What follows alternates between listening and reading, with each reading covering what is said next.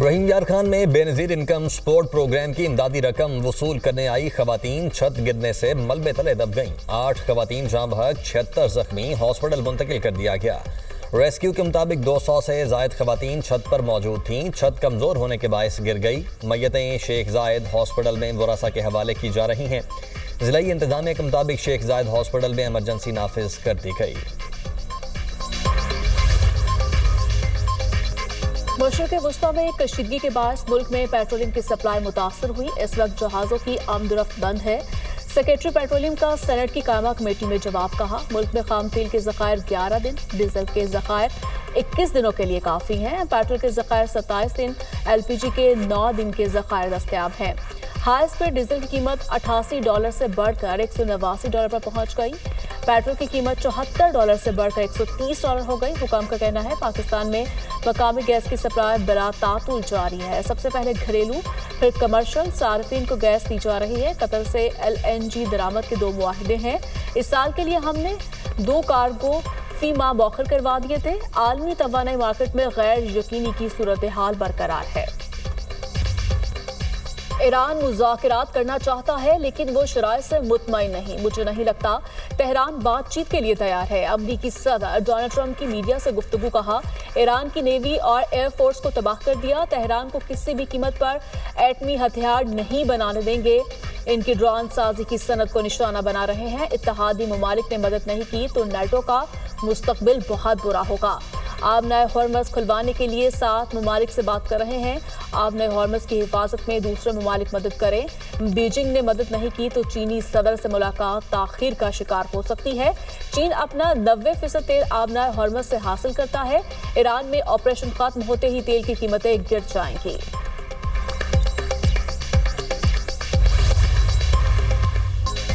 آبنہ Hormuz کھلوانے کے لیے امریکی صدر کی مدد کی اپیل پر دنیا خاموش۔ برطانیہ کا آبنہ ہرمز کے لیے بحری جنگی جہاز بھیجنے سے صاف انکار۔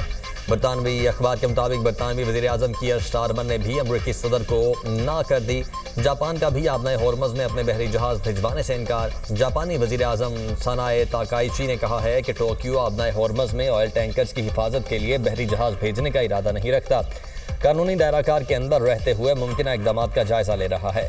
جرمنی کا آبنہ ہرمز میں یورپی مشن بھیجنے پر تحفظات کا اظہار۔ کہا، یورپی مشن بحیرہ احمر میں جہازوں کی حفاظت کے لیے مؤثر نہیں رہا۔ آبنہ ہرمز میں یورپی مشن بھیجنے کا کوئی فائدہ نہیں ہوگا۔ فرانسیسی وزیر دفاع نے کہا، جب تک کشیدگی ہے فرانس جہاز نہیں بھیجے گا۔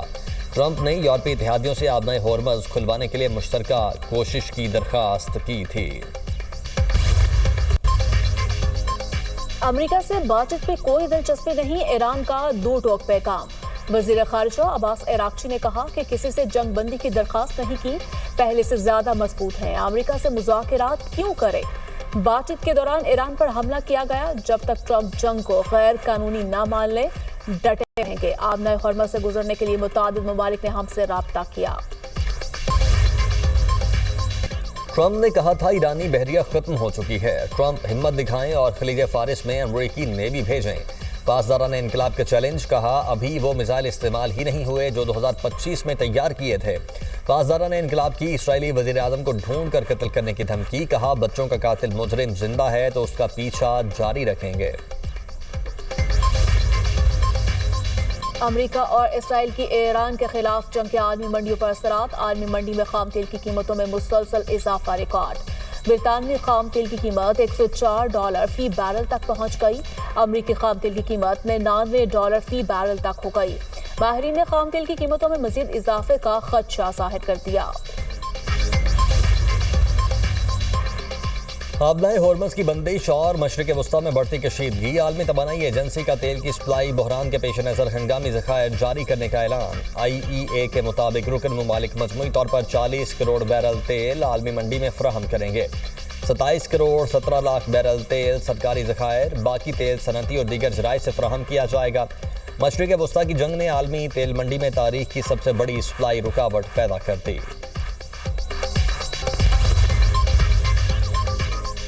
آبنہ ہرمز کی صورتحال پر آج رکن ممالک مشترکہ اقدامات پر غور کریں گے۔ آبنہ ہرمز کو ہر صورت کھلا رکھنا یورپی یونین کے مفاد میں ہے۔ یورپی یونین کی خارجہ پالیسی کی سربراہ کایا کلاس نے کہا کہ آبنۂ ہارمز کی بندش عالمی توانائی اور تیل کی سپلائی کے لیے خطرناک ثابت ہو سکتی ہے۔ یہاں سے گزرنے والا تقریباً 85% تیل اور گیس ایشیائی ممالک کو جاتا ہے۔ کھاد کی سپلائی متاثر ہونے سے اگلے سال خوراک بحران کا بھی خدشہ ہے۔ سیکریٹری جنرل اقوام متحدہ اینٹونی گوتریس سے بھی آبنۂ ہارمز پر مشاورت کی گئی۔ جتنی جلدی ممکن ہو آبنۂ ہارمز میں جہازوں کی آمد و رفت بحال کی جائے۔ فرانسیسی صدر میکرون کا ایرانی صدر مسعود پزشکیان سے ٹیلی فونک رابطہ۔ فرانس کا ایران سے پڑوسی ممالک پر حملے فوری بند کرنے کا مطالبہ۔ کہا لبنان اور عراق سمیت خطے کے ممالک پر حملے ناقابل قبول ہیں۔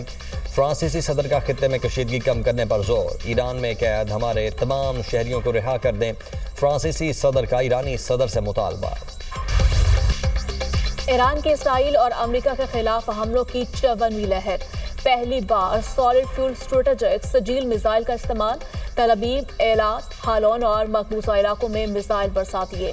گزشتہ 24 گھنٹے میں ایرانی حملوں سے 108 افراد زخمی ہوئے، متعدد کی حالت تشویشناک۔ اسرائیل میں بڑے پیمانے پر تباہی، متعدد مقامات پر آگ بھڑک اٹھی۔ تل ابیب میں عمارتیں اور گاڑیاں تباہ۔ ایرانی فوج کے مطابق اہم اسرائیلی فوجی انتظامی مراکز کو نشانہ بنایا گیا۔ 2 ٹن وزنی وار ہیڈ والے خرم شہر، خیبر شکن، قدر اور عماد میزائل استعمال کیے گئے۔ ایران کا عراقی دارالحکومت بغداد میں امریکی سفارت خانے پر حملہ۔ خبر ایجنسی کے مطابق بغداد میں امریکی سفارت خانے پر صبح کے وقت حملہ کیا گیا۔ امریکی دفاعی نظام نے میزائل یا ڈرون کو فضا میں ہی تباہ کر دیا۔ دبئی ایئرپورٹ کے قریب ڈرون حملے کے بعد آگ لگ گئی۔ واقعے میں کسی کے زخمی ہونے کی اطلاع نہیں۔ دبئی میڈیا آفس کے مطابق دبئی ایئرپورٹ کے قریب ایندھن کے ٹینک میں لگی آگ پر قابو پا لیا گیا۔ ڈرون حملے کے بعد طیاروں کی لینڈنگ عارضی طور پر معطل۔ سعودی عرب کا 1 گھنٹے میں 37 ڈرونز تباہ کرنے کا دعویٰ، کوئی جانی نقصان نہیں ہوا۔ ایران کے متحدہ عرب امارات سعودی عرب میں امریکی اڈوں پر حملے۔ عراقی دارالحکومت بغداد کے ایئرپورٹ پر راکٹ حملہ، 5 افراد زخمی۔ حملے کے بعد آگ بھڑک اٹھی۔ کویت پر ایک بار پھر میزائل اور ڈرونز برسا دیے۔ اٹلی نے کویت میں امریکی اطالوی اڈے پر ڈرون حملے کی تصدیق کر دی۔ اطالوی چیف آف ڈیفنس جنرل لوسیانو نے کہا ہے کہ حملے میں اطالوی ریموٹ کنٹرول طیارہ تباہ ہوا، اہلکار محفوظ رہے۔ علی السالم بیس کو ڈرون حملے سے نشانہ بنایا گیا۔ اسرائیل اور امریکہ کا ایرانی صوبے مرکزی میں حملے، 5 افراد شہید، 7 زخمی۔ ایرانی میڈیا کے مطابق حملے میں عرق شہر کے آس پاس کے رہائشی علاقے کو بھی نشانہ بنایا گیا، 4 افراد شہید ہو گئے۔ اسرائیل امریکہ کا بہلات شہر کی رہائشی عمارت پر حملہ، 1 ایرانی شہید، 7 زخمی ہو گئے۔ ایران کے شہر خمین میں اسکول پر بھی حملہ، عمارت کو شدید نقصان پہنچا، کوئی جانی نقصان نہیں ہوا۔ اسکول کے آس پاس کے گھر تباہ ہو گئے۔ لیبنان پر بھی اسرائیل کے حملے۔ لبنانی وزارت صحت کے مطابق 2 مارچ سے جاری حملوں میں شہادتوں کی تعداد 850 ہو گئی۔ شہداء میں 66 خواتین، 107 بچے اور 32 طبی عملے کے افراد بھی شامل۔ اسرائیل کا رفح کراسنگ بدھ کو دوبارہ کھولنے کا اعلان۔ دونوں اطراف سے محدود پیمانے پر افراد کو آنے جانے کی اجازت ہوگی۔ اسرائیلی حکام کے مطابق فیصلہ سیکیورٹی جائزے اور حالات کا معائنہ کرنے کے بعد کیا گیا۔ شہریوں کی آمد و رفت مصر کے تعاون اور اسرائیلی پیش کی سیکیورٹی منظوری کے بعد ممکن ہوگی۔ شہریوں کی آمد و رفت کے عمل کی نگرانی یورپی یونین کرے گی۔ کراسنگ غزہ میں انسانی امداد کی ترسیل کے لیے انتہائی اہم سمجھی جاتی ہے۔ اسرائیلی فوج کے مئی 2024 میں غزہ پر قبضے کے بعد سے یہ گزرگاہ زیادہ تر بند رہی۔ امریکہ اور اس کے اتحادی ممکنہ فالس فلیگ حملے کی سازش کر سکتے ہیں اور الزام ایران پر ڈال سکتے ہیں۔ ایپسٹین ٹیم کی واقعات نے 9/11 جیسا واقعہ کرنے اور الزام ایران پر لگانے کی سازش تیار کی ہے۔ سیکریٹری قومی سلامتی کونسل علی ریجوانی کہتے ہیں ایران بنیادی طور پر ایسے دہشت گرد منصوبوں کا مخالف ہے۔ ایران کی جنگ امریکی عوام کے ساتھ نہیں، ایران امریکہ اور اسرائیل کی جارحیت کے خلاف اپنا دفاع کر رہا ہے۔